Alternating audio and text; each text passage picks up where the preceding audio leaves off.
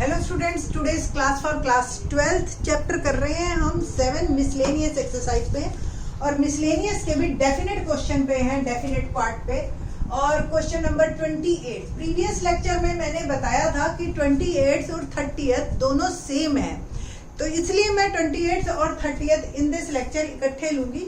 29th question मैंने previous lecture में 27th के कॉम्बिनेशन में ही करवा दिया है। इजी था इसलिए छोटा था, ठीक है जी। तो लेट्स स्टार्ट क्वेश्चन नंबर 28।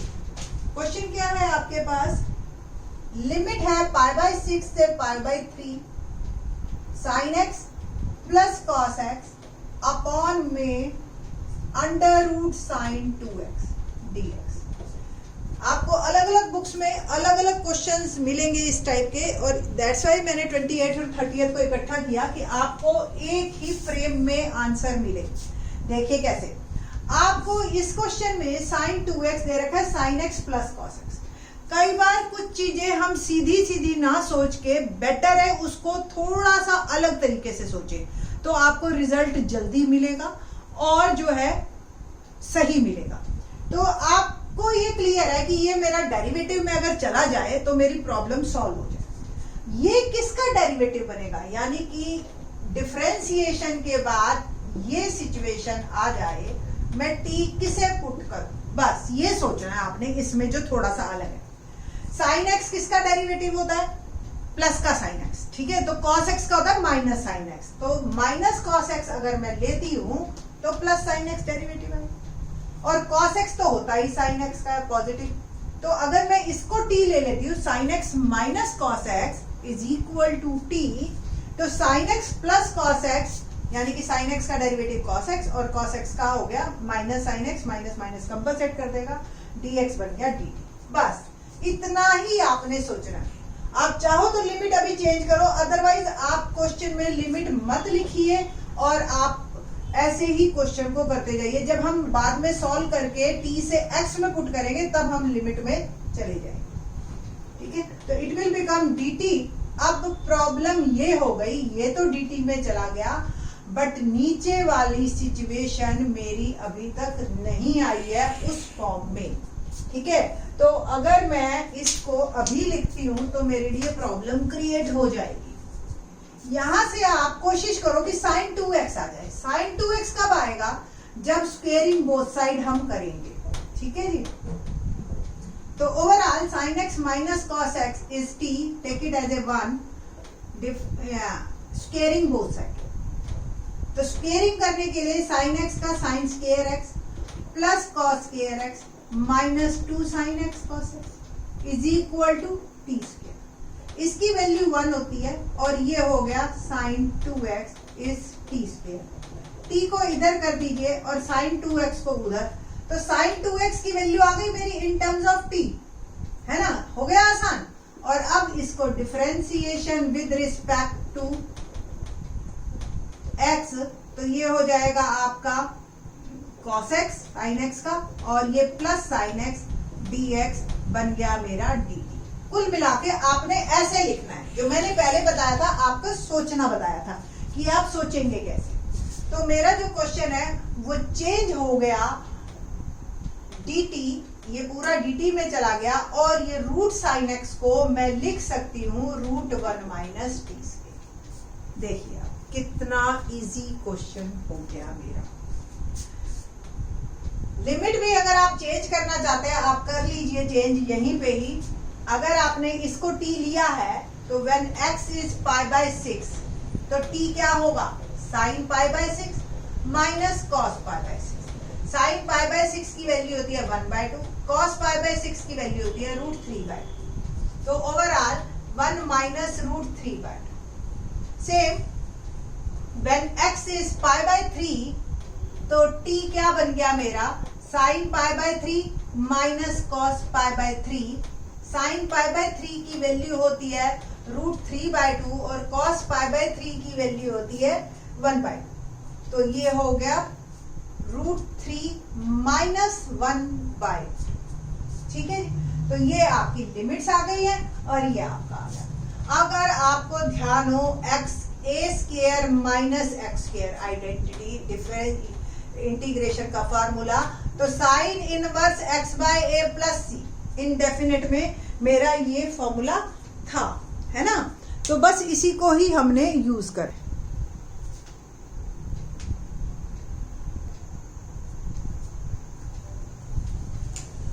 तो इस फॉर्मूले के अकॉर्डिंग अगर हम इसको चेंज करते हैं, ध्यान से देखो, 0 और इसको इंटीग्रेशन कर दे साइन इनवर्स t बाय 1, क्योंकि हेयर a इज 1। लिमिट लगाई मैंने 1 माइनस √3/2 और √3 माइनस 1/2, तो sine inverse √3 minus 1/2 minus sine inverse 1 minus √3/2। अगर आपको फॉर्मूला क्लियर हो तो sine inverse minus sine theta minus sine inverse theta बन जाता है। तो साइन इनवर्स √3 माइनस 1/2, इसका माइनस आप कॉमन ले लीजिए तो ये बाहर आके प्लस हो जाएगा, और साइन इनवर्स √3 माइनस 1/2 दोनों ऐड होंगे तो 2 sine inverse √3 minus 1/2 is my answer. ये तो हुआ एक मेथड। बट स्टूडेंट्स के दिमाग में जब डेफिनेट हम करवाते हैं तो डेफिनेट के टाइम पे एक प्रॉपर्टी आप लोगों को करवाते हैं। ये सेकंड मेथड मैं बता रही हूँ, एक आपका यहाँ पे क्वेश्चन खत्म हो चुका है, ठीक है।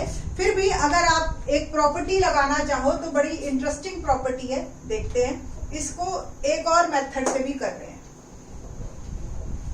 एक याद हो आपको प्रॉपर्टी, अगर माइनस a से a fx dx लिमिट्स में सिर्फ माइनस का फर्क हो, आप देख रहे हो ना, माइनस का ही फर्क है यहाँ, तो हम फंक्शन चेक करते हैं। अगर फंक्शन इवन है तो ये ट्वाइस हो जाता है और लिमिट 0 से a हो जाती है, और अगर फंक्शन ऑड है तो हमारा आंसर 0 हो जाता है। ये प्रॉपर्टी हमने डेफिनेट की कर रखी है। अब इस प्रॉपर्टी को अगर हम ध्यान में रखते हैं और मैं ये देखती हूँ तो 1/√1 minus t square even function है। तो इवन फंक्शन होने के कारण मेरा जो क्वेश्चन है वो देखो, इसको माइनस a लोगे आप नीचे वाले, और ये a, तो ये बन गया मेरा ट्वाइस 0 से √3 minus 1/2 dt √1 minus t square. आपने बस इतना लिखना है, because this is a even function and ये प्रॉपर्टी। अब आपका फिर से यही फार्मूला लगेगा, सिर्फ हमने लिमिट्स को सेट किया है t/1 0 से √3 माइनस 1/2, और फिर इसके बाद आप लिमिट्स पुट कर दीजिए √3 माइनस 1/2 माइनस साइन इनवर्स 0।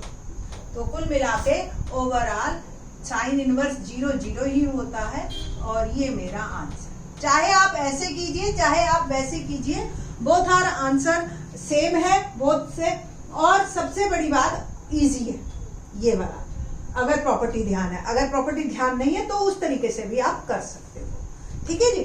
ना क्वेश्चन नंबर 30th पे बात करते हैं। आप क्या है question number 30th?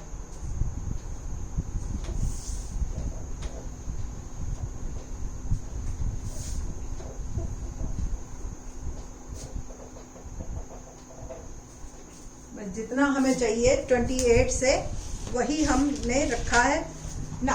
Start question number 30। क्या है 30? Limit 0 to π/4 sin x plus cos x upon 9 plus 16 sin 2x। ये मेरा क्वेश्चन है। समझ आ गया होगा आपको कि 28 और 30 किस तरह से सिमिलर है, ठीक है जी। तो sin x और cos x सेम है मेरे पास, और नीचे sin 2x, उसमें सिर्फ अंडर रूट में। तो सेम सिचुएशन आपकी चलेगी यहाँ पे, ठीक है ना।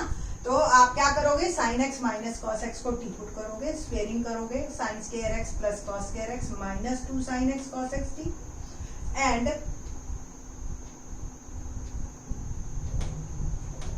sin 2x की वैल्यू यहां से निकलेगी। sin 2x मैंने सिर्फ यहां से निकाल के रख देना, और differentiation of 1 with respect to x करेंगे, तो sin x का differentiation cos x minus cos x का plus sin x dx dt में चला। लिमिट चेंज करें तो क्या होगा, at x is equal to 0 cos 0 plus sine 0 minus sine 0 minus cos 0, ये t आ गया। तो t क्या बन गया मेरा, जब cos x 0 है तो साइन 0 0 होता है, cos 0 1 होता है, तो वैल्यू आ गई -1। और at x is equal to π/4, तो sine π/4 minus cos π/4 is equal to t, तो t आ गया आपका 0। सो लिमिट बिकम -1 से 0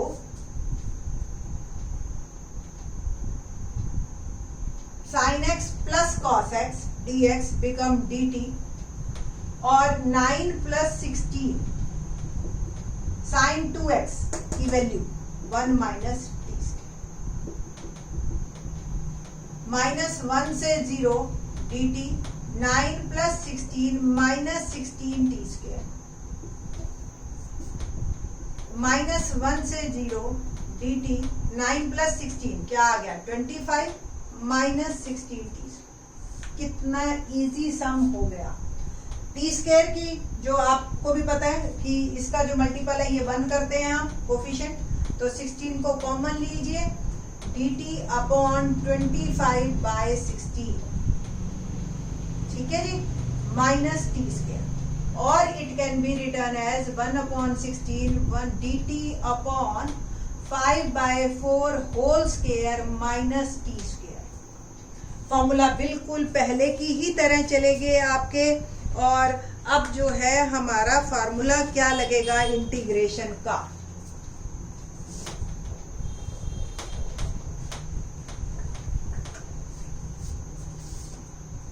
आपको पता हो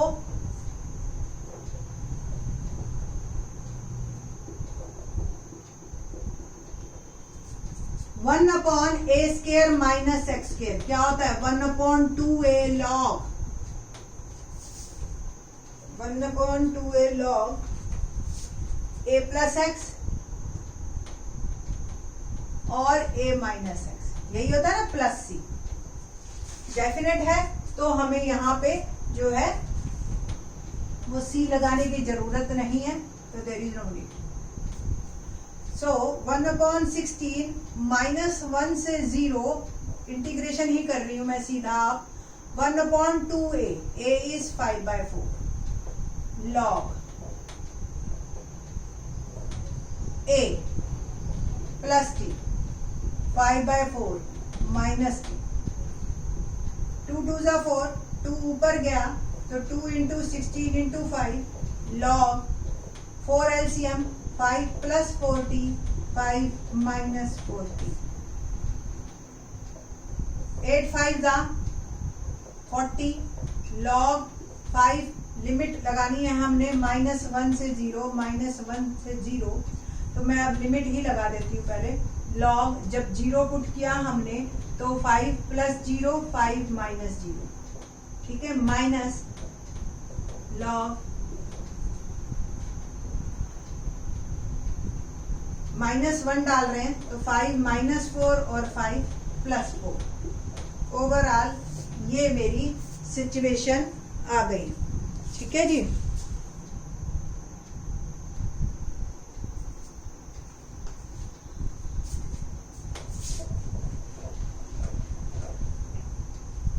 one upon 40 log 1 minus log 1/9, ये मेरी सिचुएशन।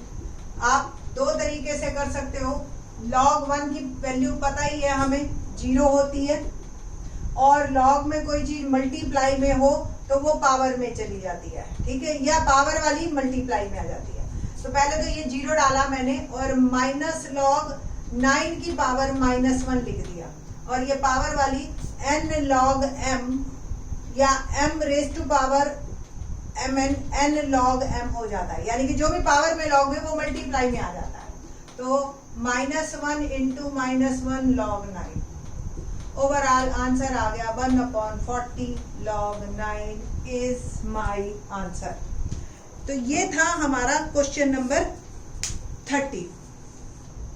दोनों क्वेश्चन अगर आप साथ साथ करते हैं तो आपको बहुत जल्दी दिमाग में सेट हो जाएगा, क्योंकि मैं ये नहीं मानती कि भी आपको बहुत ज़्यादा समझ आएगा। 12th क्लास में हैं आप, बहुत सारा सिलेबस है आपके पास, फिर भी आप समझ के चलिए, वेल एंड गुड। बाकी के क्वेश्चन नेक्स्ट।